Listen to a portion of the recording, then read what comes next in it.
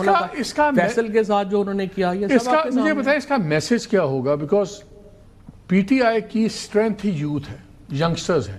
عام طور پہ یہ یوتھ ونگ یا فورسز وہ بناتی ہیں پارٹیز جن کے پاس یوتھ کی تعداد کم ہو تو زیادہ موٹیویٹ کرنے کی، گیلولاइज کرنے کی. پی ٹی آئی تو بھری پڑی ہے ینگسٹرز کے لیے. جب اس طرح کی ایک آپ یوتھ ونگ بناتے ہیں، اگر آپ گورنمنٹ میں بیٹھے ہوں یا گورنمنٹ کے ساتھ بیٹھے ہوں، آپ اس کو کیا اس اینگل سے نہیں دیکھیں گے کہ یار یہ کل کی ذوالفقار بنا رہے ہیں، کیا بنا رہے ہیں، انہوں نے کوئی لڑائیاں کرنی ہیں، تباہیاں پہ نہیں، تو زیادہ ایک دم ہارش اور ملبہ نہیں پڑے گا پارٹی پہ؟ دیکھیں نا، گورنمنٹ تو یہی کرے، اپریہینشن میں گورنمنٹ اگر آپ اس وقت گورنمنٹ ہیں تو آپ کیا کریں گے؟ آپ ایگزیکٹلی یہی پروپیگیٹ کریں گے کہ دیکھیں یہ تو فورس بنا رہے ہیں، یہ تو جو ہے وہ دو بدو لڑائی لڑنا چاہتے ہیں. انہوں نے کہا پورامن احتجاج کرے گی، ویسے انہوں نے پورامن کا ورڈ یوز کیا. یہ تو وہ کہیں گے نا، حکومت تو یہ نہیں نہ مانے گی. مکمل طور پر پورامن جدوجہد کرے گی. حکومت تو یہ بات نہیں نہ مانے گی. حکومت تو اس کو اور مس انٹرپریٹ کرے گی، آپ کہہ لیں، اور وہ اس کو ادھر لے کے جائے گی.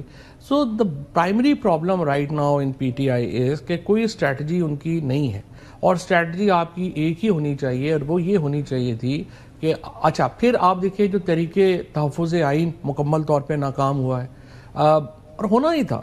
طریقے تحفظ آئین میں آپ دیکھیے نا، عمران خان صاحب نے جو ایک غلطی کی ہے وہ یہ کی ہے کہ انہوں نے ان لوگوں کو لیڈرشپ آؤٹ سورس کر دی جو نو کانفیڈنس لانے والے لوگ تھے. یعنی اختر مینگلز ہو گئے یا محمود اچکزئی ہو گئے یا سلمان راجہ وغیرہ ہو گئے، یہ کون لوگ ہیں؟ یہ وہ سارے لوگ ہیں جنہوں نے عمران خان کے خلاف تحریک عدم اعتماد سپانسر کی، یہ لے کے آئے. اور آپ کا کیا خیال ہے کہ وہ راتوں رات بدل گئے ہیں اور ان کا خیال ہے کہ عمران خان بڑا زبردست پرائم منسٹر ہوں گے اور ہم جو ہے وہ سمپل ہے، جس کو وزارت نہیں ملی، جو اس سسٹم میں اکوموڈیٹ نہیں ہوا وہ خلاف ہو گیا.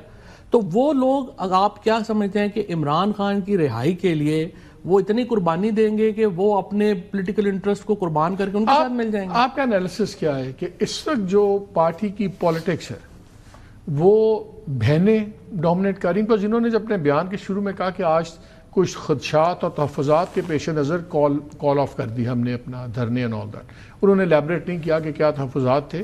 خاص طور پر یہ کہ عمران خان صاحب کی بہنوں کو اعتماد میں لیا جائے، اور انہوں نے یہ بھی کہا کہ ہم ان کے ساتھ کھڑے ہیں سب کچھ. تو کیا یہ کویسچن سیٹل اب آپ کے خیال میں ہو گیا ہے کہ جو پیریڈ کی پالیٹکس ہے یہ اب لیڈ کریں گی علیمہ خان صاحبہ، ڈاکٹر نورین، ڈاکٹر عظمیٰ اور نورین جو ان کی ہمشیرہ ہیں؟ کیا اب یہ آپ کے خیال میں سیٹل میٹر ہے؟ بیکاز اب سی ایم بھی کہہ رہے ہیں کہ ہر قیمت میں ساتھ کھڑے ہوں گے. ایک تو حکومت نے کل جو محسن نقوی صاحب نے پریس کانفرنس کی، انہوں نے علیمہ بی بی کو تو ڈیفیکٹو ویسے ہی لیڈر مان لیا. یعنی جو شخص بھی حکومت کے ساتھ نہیں ہے وہ اب علیمہ خان کے ساتھ ہے.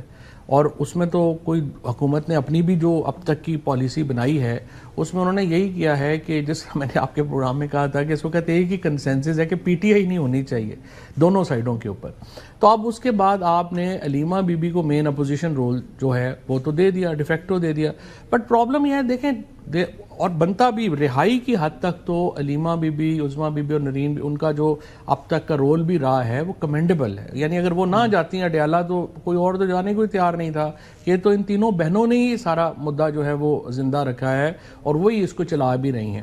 لیکن دیکھیے اس پہ گڈھا پور صاحب نے کل کہا کہ کتنی باری کال دی ہے، آیا 10,000 بندہ، آتے تھے تھوڑے سے لوگ، 45 لوگ نہیں آئے نا. وہ بات میں آپ سے یہی کہنے لگا تھا کہ ان کا پرابلم یہ ہے کہ وہ پولیٹیشین نہیں ہے. وہ خود بھی یہی کہتی ہیں کہ ہم پولیٹیشین نہیں ہیں. لیکن عمران خان کی رہائی کا مدعا اگر آج زندہ ہے تو وہ بہنوں کی وجہ سے زندہ ہے، ان کی فیملی کی وجہ سے زندہ ہے. To be fair with, Imran Khan کے بیٹوں نے ابھی تک وہ رول ادا نہیں کیا جو ان کی بہنوں نے ادا کیا ہے.